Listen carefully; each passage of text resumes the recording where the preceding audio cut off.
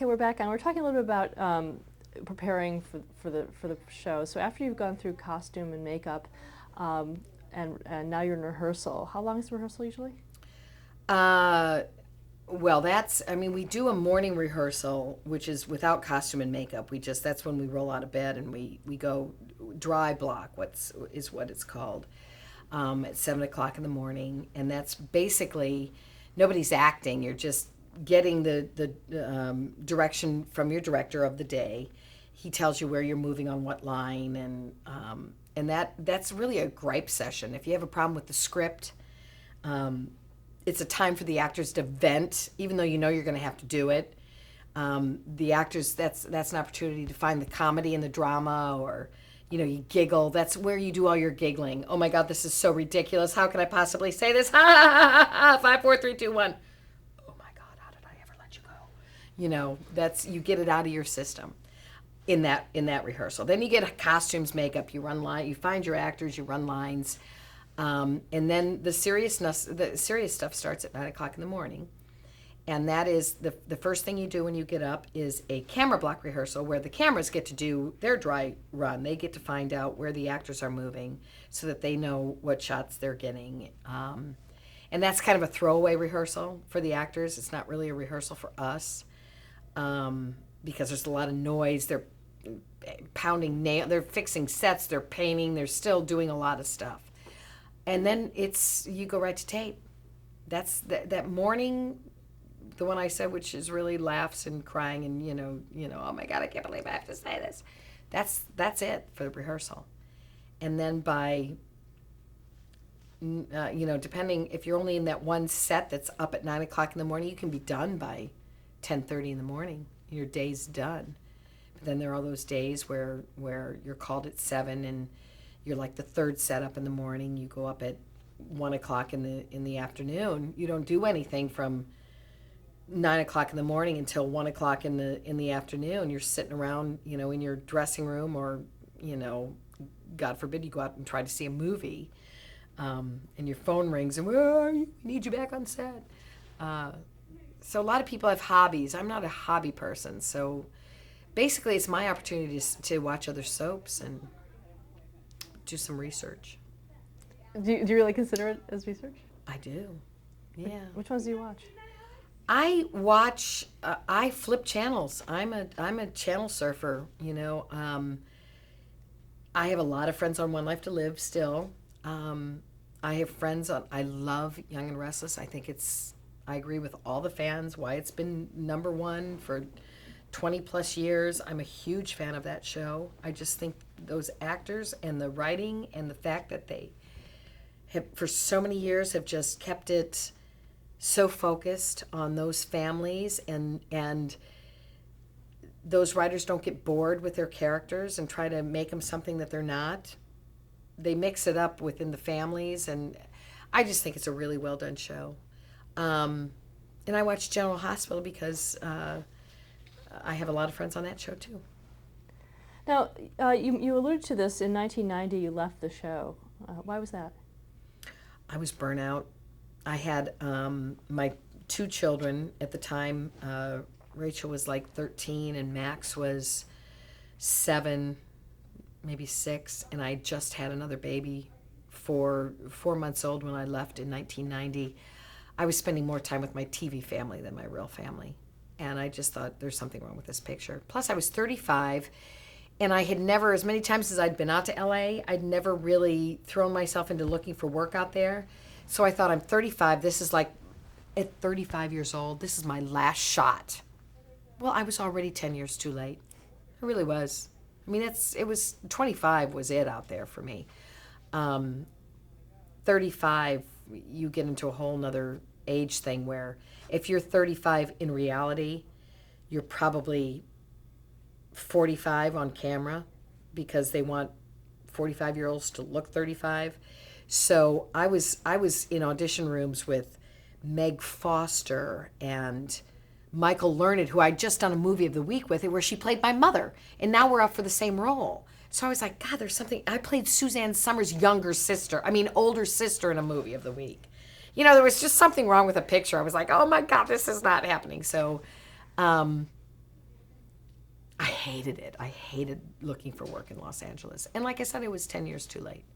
Plus, they were having the union strike. SAG was on strike, so they weren't making any feature films. So all those feature film actors, Jo Beth Williams, Christine Lottie, all of the people who would have been doing films and wouldn't be my competition, now were looking for television work. So it was rough. My kids loved living out there, but I hated it. But you did have some roles. I had a lot of roles. As far as working actors in Los Angeles, I worked all the time, but it was guest spots here and there, where you would be a guest spot. Like I did guest spots on Seinfeld and University Hospital and Models Inc. and Babylon 5, but I went in as a guest star where I was there for 8 days. Nobody wanted to get to know you because they knew you were gone, except for Seinfeld. That experience was probably one of the highlights of my career. Well, talk about it. Seinfeld, I had nothing to do. Even the audition, when I walked into that room, and there were a lot of people in that room. It was the first audition that I walked into a room where there were probably, because it was down to, there was no bullshit with Seinfeld. When you were called into audition for Seinfeld, you were considered, if you were called into audition, you were already being considered for the role. It wasn't just a, hi, how are you? It was, you were a contender. So when I walked into that room, there were probably 11 people sitting around a table like this, including Larry David, Jerry Seinfeld, and then all these other people that I've since then gotten, I don't know their names, but I know that they've gone on to bigger and better things, but they were all in the room. And they laughed, they encouraged you to be funny, it was like an acting exercise to be in the room with all these people. And they didn't intimidate me. It was incredible. And then when I got the job, and when I got to the set, it was the table read was like doing regional theater. You had this table full of these incredible actors, and right down to the guy who played Kramer, Michael Richards. He was off doing it, working on his physical humor. You know, when he didn't have lines at the table reading, he'd be off work. It was so. And then like I said, I had nothing to do with Jerry Seinfeld. But when I taped my scenes, he sat where you're sitting. He sat right off the side of the camera as the executive producer of the show, and laughed and encouraged me to be funny and applauded when the scene was done. And it was an actor's environment, you know. And that was fantastic. So yes, as an actor, I worked a lot in the years that I was unemployed. I also did Santa Barbara at the time. Now, did Los Angeles, did they know who you were? Not really. They knew me as a soap opera actress, which still had a stigma attached to it. I wish they didn't know that. I wish they didn't know that I'd won 3 Emmys for daytime television. I wish that I'd gone out there as a total unknown, because they have no imagination. They think of you as a soap opera actress. She's limited. You know, they don't think you're going to be funny. They don't think you're going to be real. You know, they still. There were people that were making the crossover, but not enough at that point. It was still early. You mentioned Models Inc. Do you want to say a few words about that? You did quite a few episodes of that. I did. I don't remember a lot about it because it's awful I can say it now because he's passed, but it was a really bad show.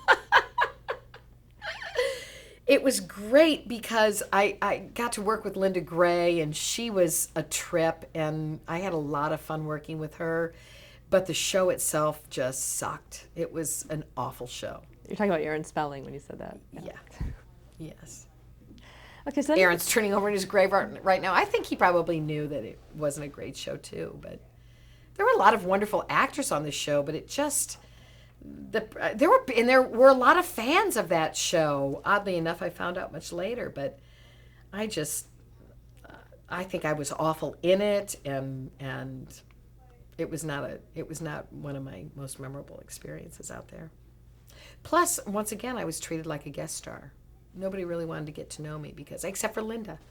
Linda Gray was great. She was so happy to have someone over 40 on that set.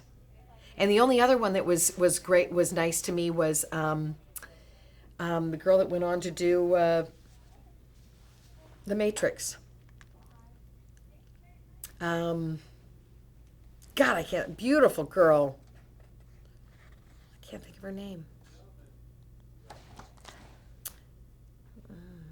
Oh, Carrie Ann Moss? Carrie Ann Moss. She was great because she was older too.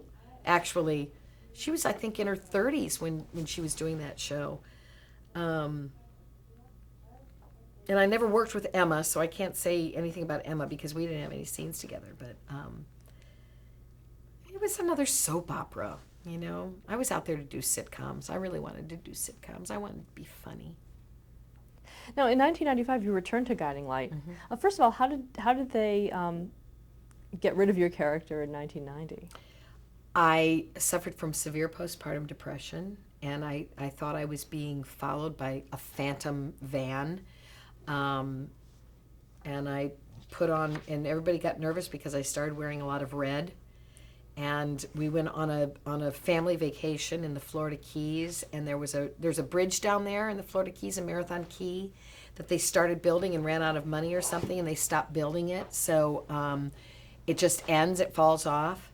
And Reva got on that bridge and thought she was driving to Josh, and in her freakish thought she was being followed by this phantom van, and drove off the bridge into the water in a car. And but she knew, in a weird way, she knew, she had premonitions that she was going to die. It was a good story too.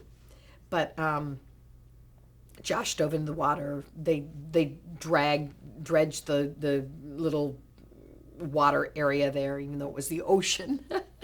They found the car. They never found my body. And so, cut to 5 years later, I had washed up, been found by some boatload of fishermen off some fictitious island in the Caribbean, and became the princess of that island, and married a prince, and had amnesia. Didn't know who I was for 5 years. Now, when you left the show, that time, did they say we'll have an opening for you, or that you could come back? How did that work? That day when we were shooting my drive off the bridge, I had a later call in the afternoon because they wanted the sunset, and so my call was later, and they were doing the aftermath of my car wreck when I drove up to the location. And I remember our stage manager picking me up at the hotel, and we were in a Jeep, and he was driving me to the location, and we got to a bridge that was crossing over where our location site was.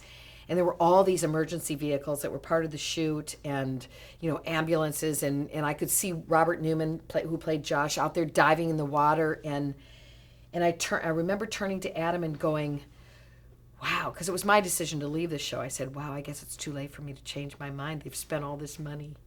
And because I had second thoughts that whole time I was down there about, was it the right decision, and blah, blah, blah, and so, now I can't remember what the question was.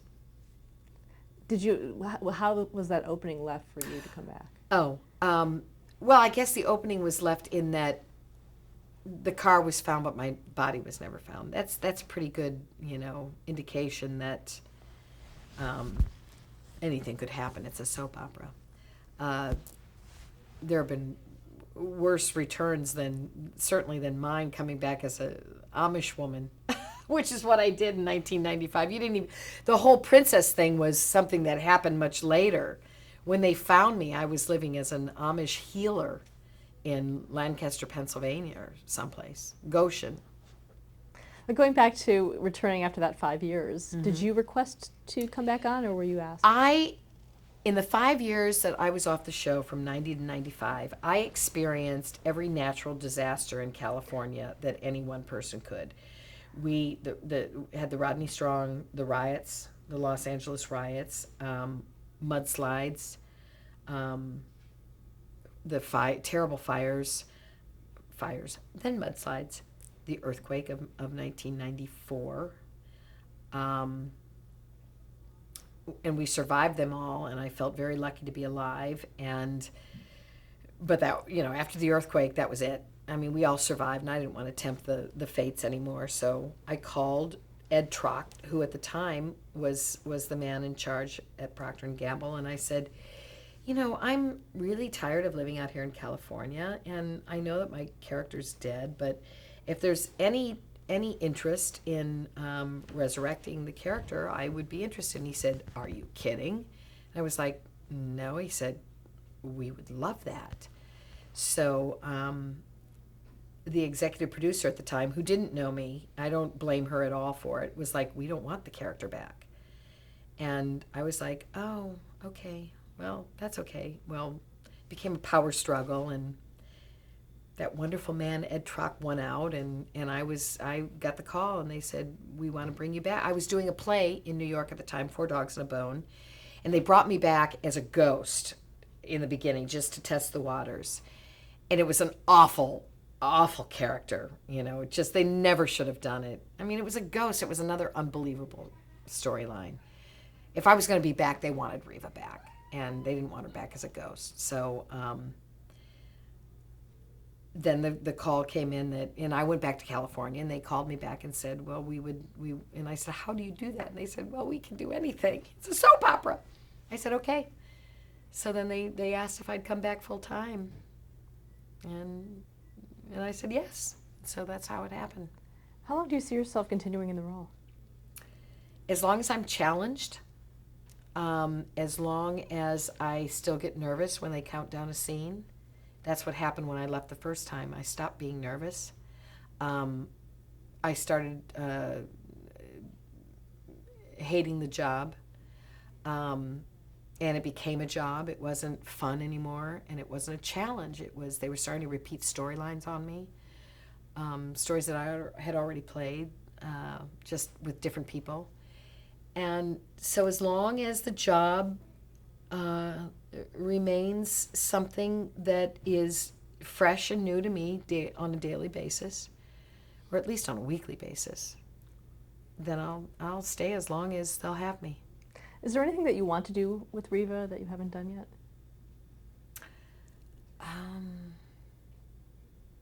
Golly, I get asked that a lot, and I mean, these writers have a real talent for coming up with wonderful situations to put me in, so that's a hard story. I don't know, ride an elephant in Africa, or go on safari. Do you have a favorite Reva storyline? I would have to say that, and I say this a lot too, my favorite storyline was way back in the 80s when Larry Gates, who played H.B. Lewis, and Jordan Clark as Billy, and Robert Newman as Josh Lewis, the three of us had what we referred to as Cat on a Hot Tin Roof. That was our Cat on a Hot Tin Roof story. It was when I was married to the old man, the daddy of the two boys. I'd been married to Billy. I hadn't been married to Josh yet, but he was my soulmate. And I was married to HB, and HB was out of town, and Josh was in a wheelchair, and I made him walk again. We won't explain how, and Billy caught us because Billy was waiting for me to screw up while Daddy was out of town. Billy was Goober, Josh was Brick, and Larry Gates was Big Daddy, and I was Cat. I can't think of what her name was. Isn't that terrible? I know all the rest of them. Anyway, that was my favorite. Before we leave Guiding Light, we should probably also bring up one that's brought up all the time, the iconic scene of the fountain. Mm-hmm. That, I don't think anybody expected that to be what it turned out to be. I don't think anyone thought that was... And I always say that when I'm asked about that scene, it was the first time in my life acting, and you strive for this as an actor, where you forget that there's cameras out there, you forget that there's an audience. If you're on stage, you forget that there's an audience, you forget that there's lights, you forget that you're in this box where you so become the character and what they're doing that you forget that it's acting. And that day, doing that scene was it for me. And I've been hard. There have been a couple of times when that's happened to me since, more recently than not. with this cancer story that I'm doing. Um, but that day was one of those days too where you get done with the scene and there's absolute silence and you don't know why. And it's because your cameramen who have seen just about everything in daytime and in acting are so blown away by, and this isn't me tooting my own horn, it's not, it's just everything fell together. Everything worked. We got it in one take. It was just, there was silence and somebody started clapping and it became applause and it became people crying and people going, oh my God. And it was like you said, iconic. You knew then that it was something that was going to be remembered, and believe me, it has been. Oh my God, if I see that scene one more time, I'm going to scream. Because when I watch it now, I think, oh my God, it was so awful. I look at it and go, oh God, it was so over the top. But it was great at the time. What advice would you give to someone starting out acting on daytime drama today? Be real. It's so easy, like I said, to go over the top, and they like you to go over the top. But if you don't know who you are and what you're doing, and you go over the top, it's bad. But if you know who you are and you know what you're doing and you go over the top, it's brilliant. There's a very fine line between bad and brilliant, and it can all happen on soap opera because it's so easy to be bad and go over the top because it happens so fast. The work is so fast, and you don't have the time to absorb, especially new actors, young actors on the show. They get the role, and immediately they're working 5 days a week, and they're untrained, and there's no one there to. Because now, when I was young and starting out, you had time. Directors actually worked with you. Directors don't have time for that anymore. It's all about getting it in the can as fast as you possibly can. And from an actor's perspective, what would you say to a writer of daytime drama? I wouldn't say anything to them. Their job is the worst job in the world. I wouldn't want to do their job. I wouldn't. Like I said, the few times that I've had reactions to what they do, and it is few and far between because, like I said, I wouldn't ever want to do their job. I would never try to tell them how to do their job. I swear to God, it's the hardest job in the business, being a head writer on a daytime soap opera. I don't know how they keep it fresh. I don't know how they keep 25 characters in story. I don't know how you do that. And I respect them, and I have to. When I have a problem, I think twice, like I said, about going to them and complaining because I know that my story isn't the only story they have to worry about. So I really try to stop myself from bitching and moaning and complaining about the story because they've got enough to deal with. Do you think daytime dramas will last? Oh, it's a good story. Will daytime dramas last? Daytime dramas will last in a lot of different formats. They may not be soap operas on daytime television, but everything you see on nighttime television, everything you see in novellas, the new novellas that we have on whatever that channel is, My Public or My Channel or My Station, whatever it is with the novellas, the arc stories, it all started with daytime. Desperate Housewives, 24, those are all soap operas. I don't know if daytime soap opera will survive, but we know that we started it all. We didn't start sitcoms, but we started the soap opera format. You've won 4 Emmys to date for your work. What does that mean to you?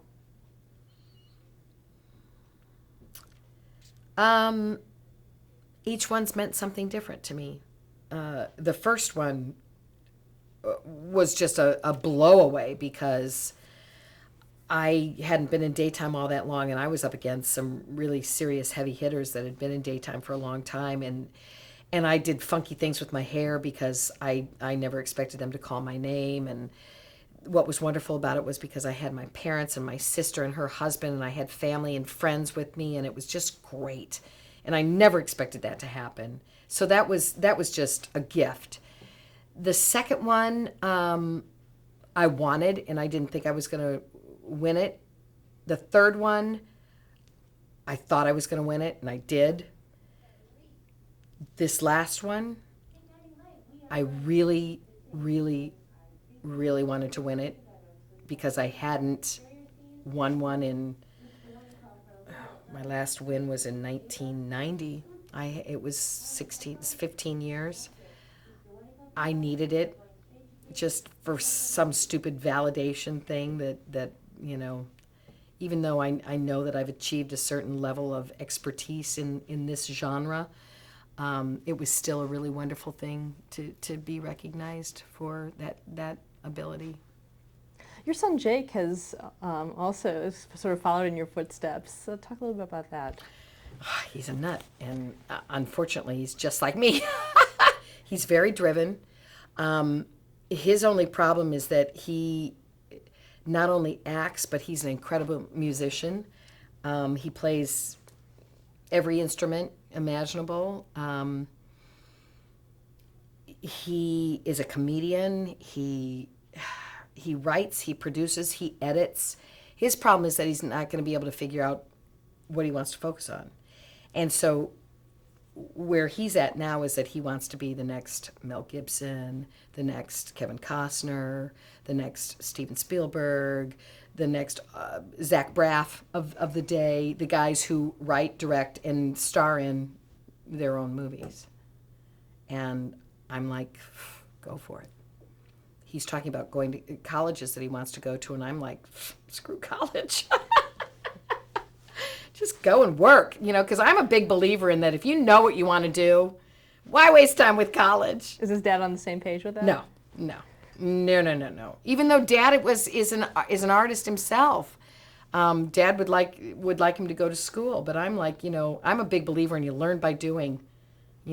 Learn it while you're young, while your brain is young enough to absorb it all, while you still have the energy to just take it and run with it. Is that what you think you did? Yeah, I did. And if I had to look back at it all, I got sucked into the golden handcuffs. Daytime. I got sucked into having a great job that challenged me, and I got paid really well to do it. And I had babies, but I lost my drive to do other things, to be a star on Broadway, to be Kim Zimmer live at Caesar's Palace. There are a lot of things that I had dreams about doing that I didn't do because I had this great job that kept me from doing it. So that would be the only thing that I would be hesitant with. Jake was on it, As the World Turns, and I was like, you're still in high school. You need to. That's not why we pulled him, but it has a lot to do with why we pulled him from that show, because he was missing his high school years. And that is important to me. Because he's an athlete too, that he finishes high school before he was having to be tutored on the set. What's that about? No, that's not my kid. You finish high school and then you figure out what you're going to do. Well, actually, we're out of time. But oh, okay. I want to thank you for sharing your story with us. Thank you so much. It was fun. You know more about me than a lot of people do.